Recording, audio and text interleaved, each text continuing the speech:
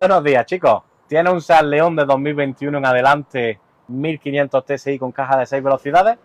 Pues tiene un problema. Un problemón. Un problemón. Estos coches, la caja de cambios por fabricación tienen un problema que se rompen literalmente todas.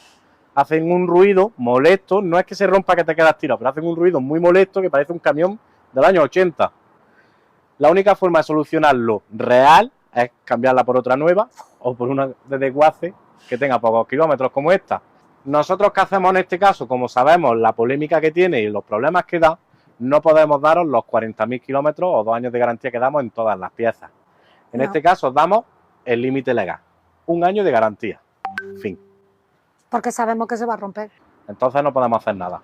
¿Has visto? Se me ha puesto un ojo rojo Sí, es verdad. del cabreo. Y digo yo, Johnny, ¿y tú ves normal que una marca como sea, una marca líder, una marca de toda la vida, creen un coche con una caja de cambio que se rompe y no lo solucionen? Eso ya está a la orden del día, sale en todas las revistas, en todos lados, que no lo están solucionando.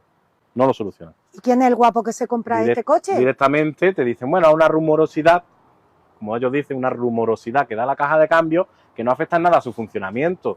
¿Que quieres que no suene? Ponle otra nueva. Tú te compras un coche nuevo y no es normal que suene peor que un coche viejo. Es lo que pasa. Es lo que tienen. Con esto os dejamos, chicos.